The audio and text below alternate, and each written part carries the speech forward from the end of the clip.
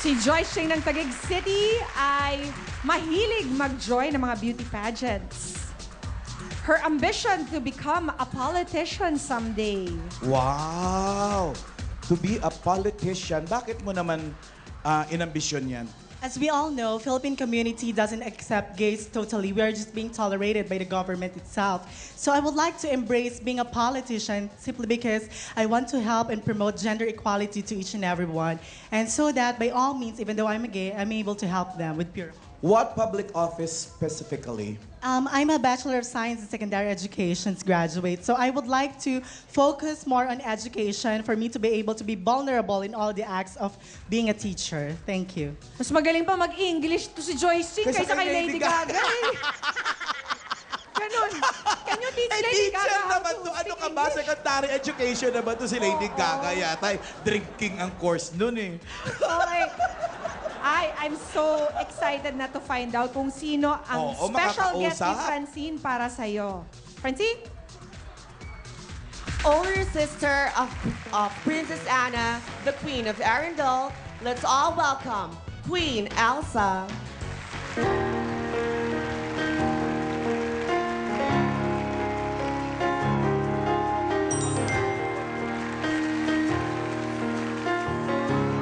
Wow!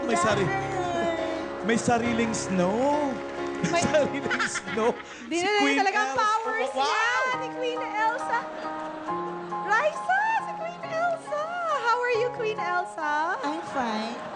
Did you have a hard time finding your way to Eat Bulaga? No. From it's your just kingdom? easy. No, it's okay.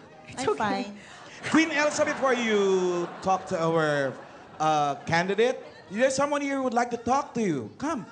What's your question? Let it go, let it go. Can't hold it back anymore. Aww. What can you say about that, Queen Elsa? Oh, that's very cute. Hi. Very cute. Okay. Okay. Eto naman. Oh, you wanna greet Queen Elsa? You know Queen Elsa, right, Joyce? I am really happy and privileged that you are here in the Philippines. Thank you for coming in. Oh, thank you. You're welcome. Parang Lady Gaga rin to. Dali lang ha. Parang hirap si Queen Elsa ha. Okay, eto ngayon. Queen Elsa, kaya mo yan. Manalit ka lang. Sayang naman yung dala mong snow. Papapicture pa dapat ako. Okay. Okay. Here's your question, Joyce. Queen Elsa naman, nakalunok pa yata ako ng snow. Ay! Masisira ang Queen Elsa! hair! Okay, Joyce. Okay. Don't turn her into a snowman, okay? Okay, Joyce. Alam mo naman kung ano ang powers ni Queen Elsa, di ba? Paano mo ngayon kukumbinsihin si Queen Elsa na ibigay ang powers niya sa'yo para lumamig naman ng konti ang panahon dito sa Pilipinas? Dahil ang dami nagkakasakit.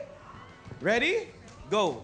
Of course, it is really hard for me as a homosexual to convince a princess coming from a frozen land. But then again, the only thing that I will tell Princess Elsa is that kindly help Filipino people to experience how cold it is and for us to be able to enjoy our life here in the Philippines. You know for a fact that it's summer and we need it. We need to enjoy our life.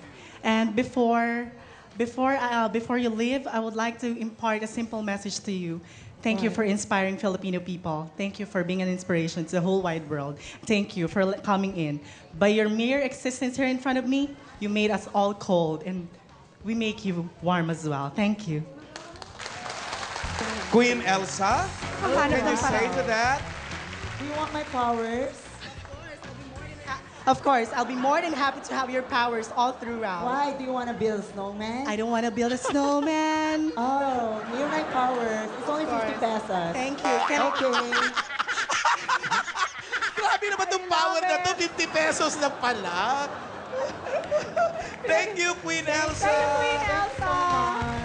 And And thank you, thank you, Joyce Angel. Ching. All right. Yung si Queen Elsa, pasaway. 50 pesos lang pala yung powers niya. Namangha pa tayo.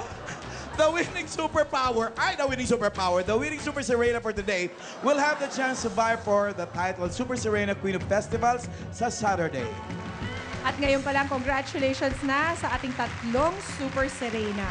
Mamaya malalaman na natin kung sinong Super Serena ang exceptional, ang ganda at galing. Susunod na, may Dabarkads pa tayong masusugod ng swerte sa barangay. Sugod, bahay na sa One for All for One sa pagbabalik ng Eat Bulaga!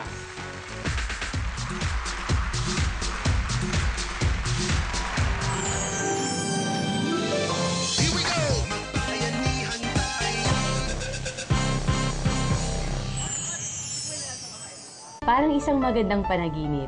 Ganyan ko i-describe ang buhay ko dito sa GMA. Kasi never ko naman na-imagine na mangyayari lahat to. After ko kasi makatapos ng college, nagtrabaho ako. Akala ko yun na yung career ko, pero hindi pala. Nabigyan ako ng pagkakataon maging si Marimar. Pagkatapos nun, nagsunod-sunod na. Nandiyan ang Jezabel, nandiyan ang Darna. Tapos may mga pelikula rin ako nagawa. Hindi ko talaga inaakala na dadating to lahat sa buhay ko. Kaya sobra-sobra talagang pasasalamat ko. Kahit hanggang ngayon, pag tinatawag akong primetime queen, kapag nakikita ko yung mga cover ko sa magazine, parang any moment may gigising sa akin na, yan, gising ka na, nananaginip ka na naman. Hanggang Vietnam, Cambodia, pati pala sa Malaysia nakilala nila kung sino si Marian Rivera. Sobra-sobra